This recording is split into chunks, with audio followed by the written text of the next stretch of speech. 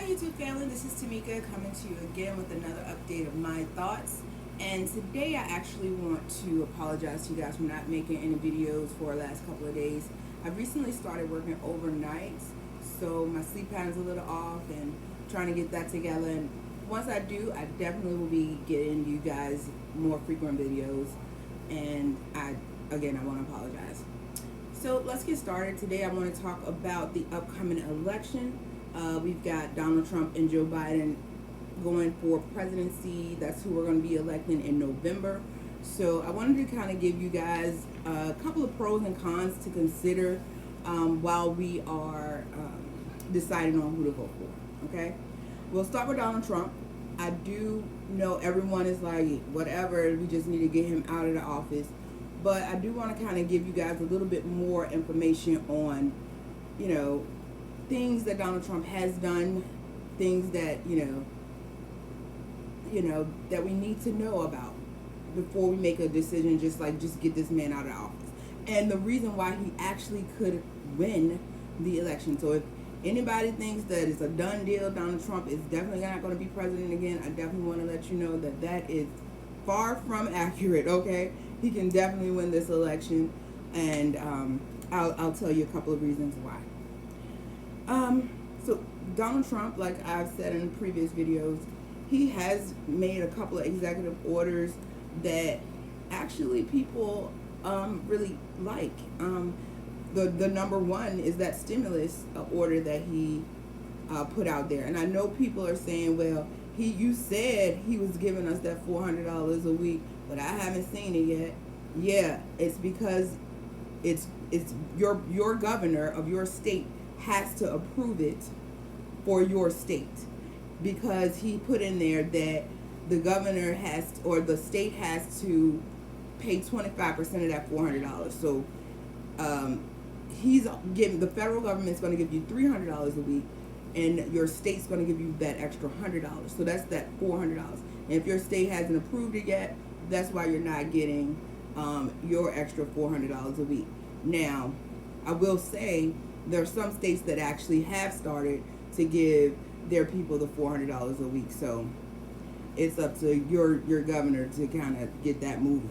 So, but that's one of the big things, because Congress is so deadlocked and so into wanting to have the upper hand, and they're not trying to work together on this thing. Donald Trump stepped in, did that, and now the governors of the states are saying, well, I don't know, because I don't really like him, so how dare he try to overstep his authority and give these people this money, okay?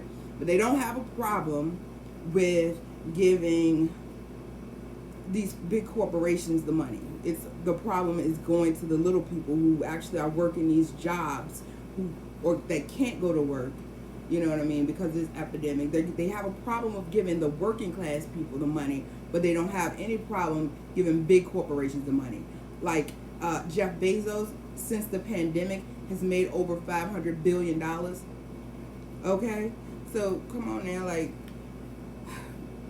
it's crazy. The governor's tripping right now. I don't know. I know Virginia governor tripping because I don't think nobody in Virginia has gotten their $400 extra a week yet. Okay.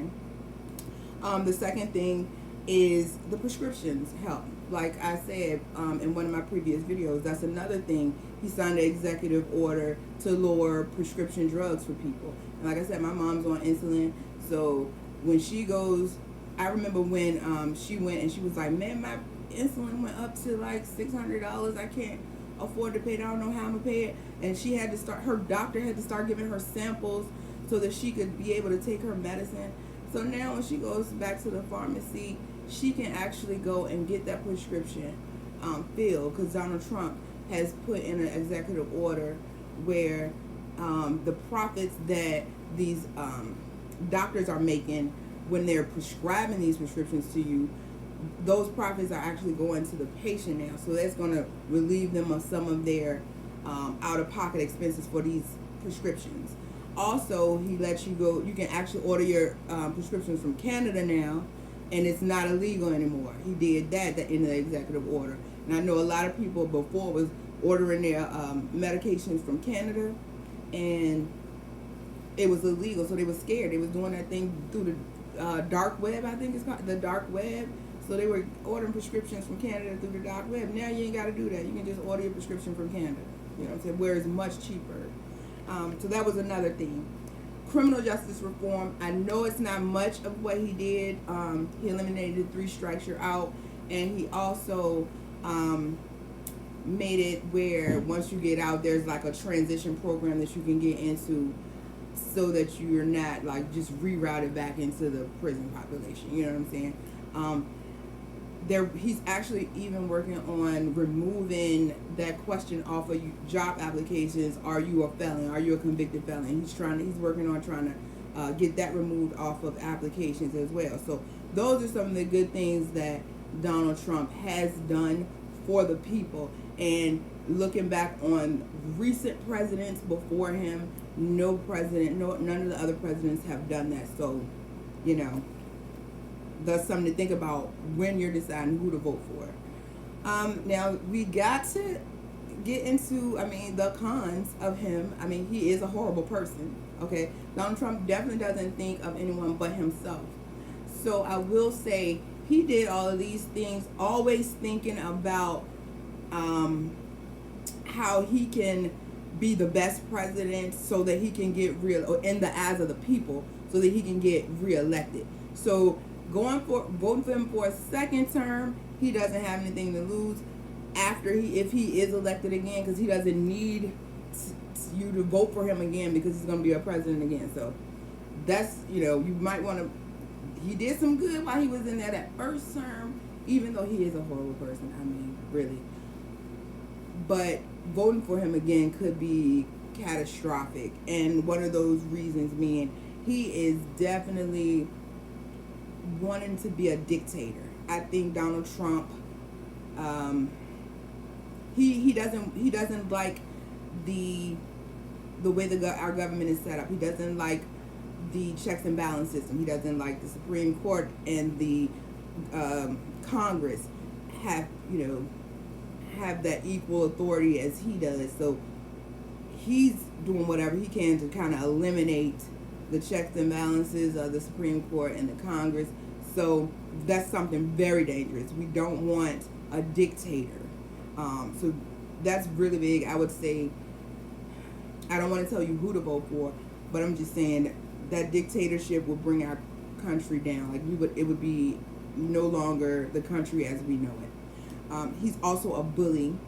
He bullies people into submission. The Republicans, if you watched during the last election before he was president, how the Republicans were talking about him and warning us not to vote for this guy. And then once he was elected, how they changed and started kissing his butt while he was in there, like nothing he did was wrong. You can see clearly something happens where he was bullying them or something to make them be in submission. And you see what happens when someone actually speaks out about him. He definitely is very petty. He starts to put your business in the street. He starts to talk about you and how bad he thinks you were, and he was always dumb or something like that. He's definitely a vindictive, petty person with very thin skin. So those are things that we don't want in a president. Someone who's running the country, he has to be for everybody. He can't be petty, like somebody said this about me, so I'm gonna go and say this about them, or I'm gonna make sure they lose their career and stuff like that. That's crazy. And he never takes responsibility for the things that he does wrong. Like if he does something wrong, he always passes the buck. It wasn't me, or this is because Obama did this in his presidency. Some of that stuff is so ridiculous. Like I forget what it was.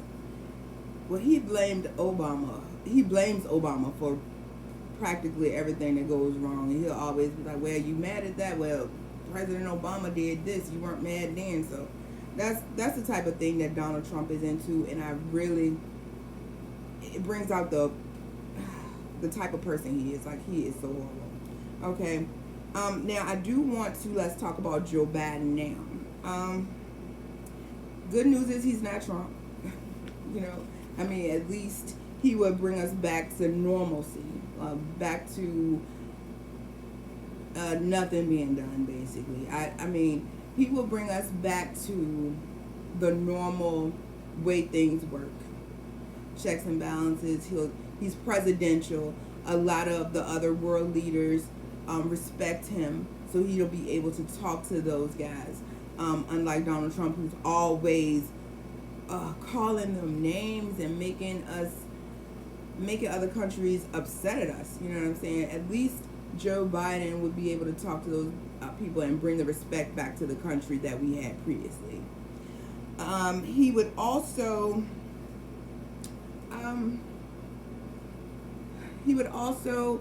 kind of be able to talk to both sides. He's able to talk to Republicans and Democrats, and maybe be able to get them to work together a little bit more. With Donald Trump, he politicizes everything. So, like, even the pandemic going on right now, he's politicizing that. At first, when the pandemic came out, he said it was a hoax. The Democrats came up with this hoax to get him out of office, like that type of thing. So those type of things we wouldn't have to worry about with Joe Biden. Now, I will say the cons of having Joe Biden. Joe Biden is a career politician. Joe Biden has been in Congress or in a government position for over 40 years. Lifelong work. Like, this man has been there for a long time. Okay? And since this is a channel for our community, I want to say he's been in there all of this time. That crime bill that Bill Clinton wrote up, or Bill Clinton passed, I should say, Joe Biden had input on that crime bill. And Bill Clinton's crime bill hurt our community the most since Nixon. Like, that crime bill that Bill Clinton passed was horrible for us. So, and Joe Biden had a part in writing that. So I want to let you know that he's always, I'm not going to say he's always voted against our interests when he's voted, but he's voted mostly against our interest while he was in his position in Congress. This man, and like I said, he's been there for 40 years, so he's been doing this for 40 years. During election time, however, he does make it his business to go into the churches, show his face, kiss babies, hug church members, and try to act like, he is a good guy. And then they elect him, because he's not from my state. They elect him, and then he does absolutely nothing to help you, but will vote against you on a bill when it comes to time to vote. So those are some bad things.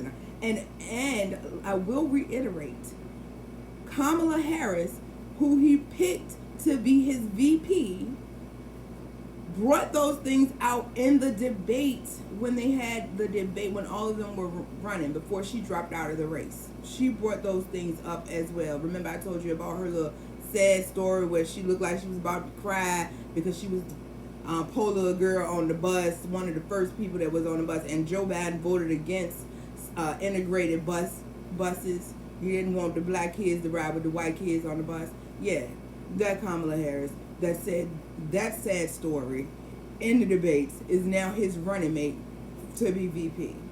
Okay, so I'm just saying these are the options. These are the things we need to consider when we are deciding on who to vote for in November. Basically, if you're asking my opinion, both of them are bad choices. I mean, we had a choice in the preliminaries to actually get someone in there that would be for the people. However, we're past that at this point. We just have to vote for who is the lesser of the two evils at this point. You know what I'm saying? And the fact that Joe Biden knows this and he's kind of rubbing it in our faces, it's kind of ridiculous. It's kind of scary, y'all. It's like he gonna get in there and won't do anything for us. He is already talking about the defunding of the police, and I know a lot of people might want to see that. I don't. Why would you defund the police? That's ridiculous to me. And I don't want to get into conspiracy theories, and I don't want you guys to think that, oh my gosh, she is a conspiracy theorist. But I will tell you, defunding the police would create more crime. Okay? And who are you going to call when you can't call the police because they have been defunded? You're not going to be able to call them. So crime is going to be rampant. And you know what that's going to happen? What's going to happen after that? They're going to bring in the military. Martial law will be implemented. So definitely something to think about as well. And I know people saying Donald Trump is like law and order, law and order, law and order. Except when it comes to him, I agree. He does say that, and except when it comes to him and his friends, because he don't let his friends out of jail, you know what I'm saying, which is ridiculous as well. But you don't want to defund the police. What they need is more training. We need to go in and get and make it a system where if you see something, say something, like they tell you when you get a job. If you see something, say something. So they need to do some type of training on that. Not defund the police, which is going to cause anarchy, which is going to cause us to have a military presence in every major city, which is going to cause martial law, which is not going to be good for us, especially in these days and times. I want to get into that deeper on my thoughts about what I think is going to happen once they implement martial law, but this video right here is not the one to do it. I will be making those once we get a little bit more acquainted, once I start getting a little more comments letting me know how you guys feel about my videos, then I might share my views on why I think the martial law, that's imminent. It's definitely imminent. Once Joe Biden gets in there, because he's actually talking about defunding the police. That's one of his talking points while he's running for presidency. So we'll get into that. I would like a lot more comments from you guys. Let me know how you think. I have been getting a couple of comments and everything, but I definitely want to know what you guys think. I want you to like and subscribe to my channel and share it. Let somebody else see what I'm talking about. Let them know how important it is and have them subscribe. I'm trying to get some more subscribers. Once I get enough subscribers, you know, I can definitely spend more time on getting more videos out to you guys, getting a better graphic content where I can actually pull up some videos for you while I'm talking about it to show you what I'm talking about. So definitely like, subscribe, share my page. Again, I'm Tamika. This was wonderful, guys. I will not be taking so long to get another video out to you guys, and be blessed. Have a wonderful day, and I'll see you next time.